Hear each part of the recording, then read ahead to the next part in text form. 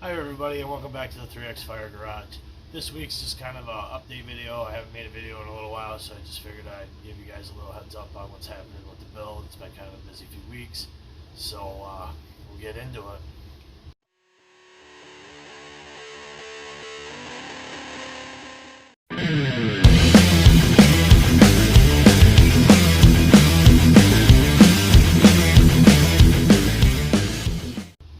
So on this week's episode, it's just going to be a little update. I've had kind of a busy last couple weeks. I finally got a track. I got the brackets in. I bought a complete sled. I tore apart for parts for this project, motor, things like that. And that took quite a bit of time up. There wasn't really anything to film. It was just cutting the snowmobile down, so I didn't really film a whole lot. And it's kind of hard to hear. It's getting kind of cold, finally cold enough out to get the furnace going in here, take the chill out, so furnace is running. So I bought a 97 ZRT 600. I got a pretty decent deal on it. It was rough, but it ran not great. I'll post a couple pictures of it and post a video of it running here.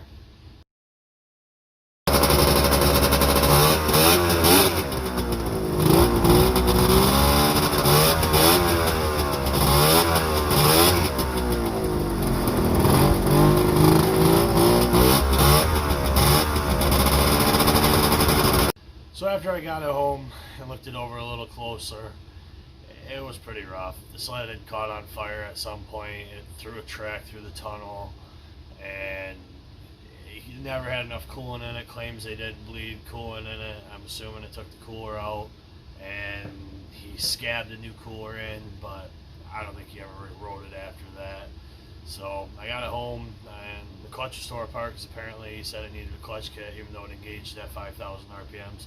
He said it only turned 78 or 7,900 RPM, so they were going to put a clutch kit in it. So I tear that all apart, put the clutch kit that's there back together in it, go to take it across the yard to bring it into the garage, and the throttle only pulls about 5/8 to 3/4 throttle on it. It won't go wide open.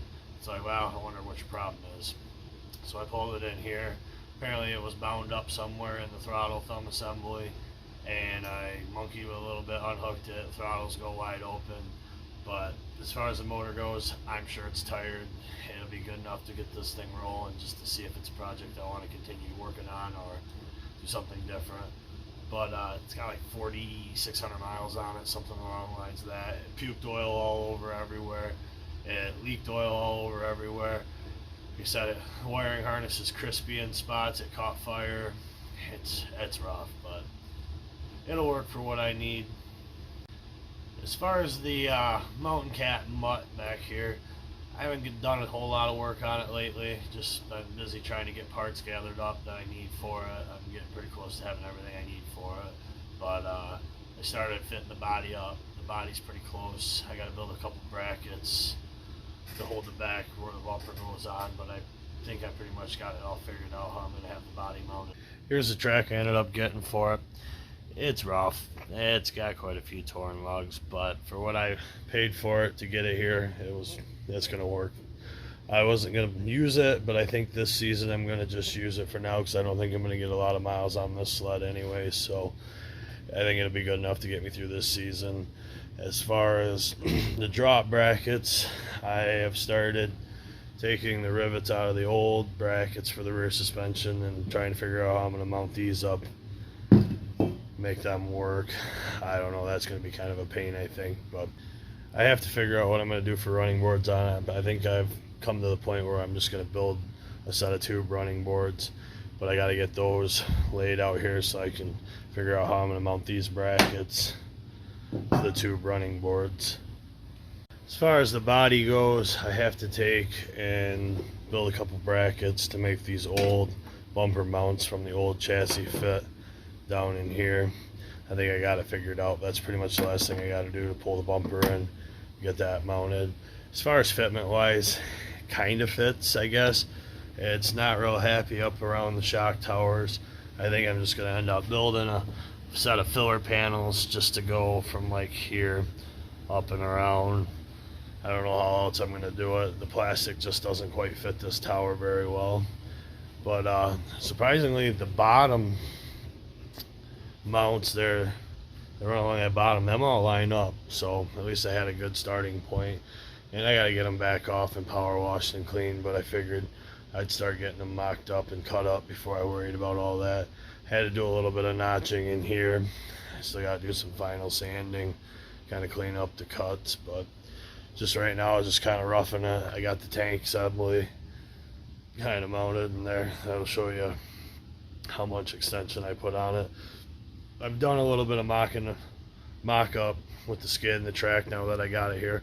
I'll show a couple pictures.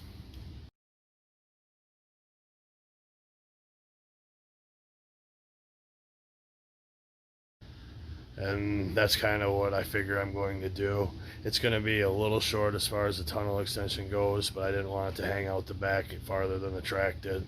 So it's pretty close, I think. It depends on what it looks like compressed. As far as the chain case assembly, I've been back and forth on this so many times, it's getting kind of frustrating. But I think for this season, because I kind of want to get this together and actually be able to ride it, test it out, I think I'm just going to put a stock case in and run an 8-tooth Avid driver setup on it. That should be able to clear a 2 to 2 1/4 track in this without having to use that drop chain case I have. And then if this project turns out to be something worth a damn, then I'll put the inch, I think it's a 2.86 lug track in here, and I'll probably do the drop chain case then. But for now, I don't see any point in putting all that extra effort in when I can clear this track, I think, with an 8-tooth driver. Here's the old greasy motor. She is pretty greasy. She was puking oil out of her. I don't know if the oil pump is stuck or something, but she's over oiling. But it's got delta reeds and a set of reed spacers, which I don't think any of that's going to really make a difference. I'm just going to run an old set of crusty PSI Mod Blaster pipes on it, and that should be good enough for this project. The primary clutch, surprisingly, is still all tight. The spider's tight and the rollers still are good in it. So that was one kind of surprise for this project.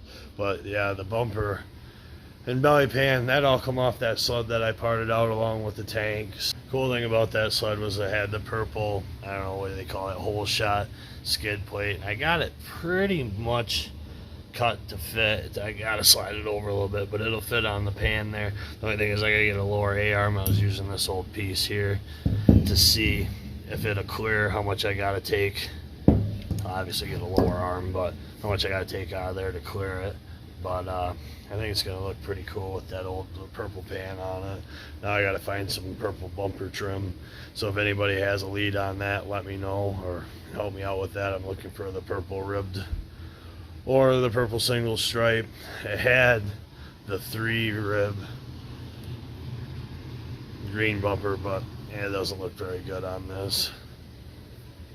And that's pretty much it for this video. I just still got a lot going on with the project right now. Like I said, I just tried to get all these parts gathered up here in the last couple weeks. It's been kind of busy.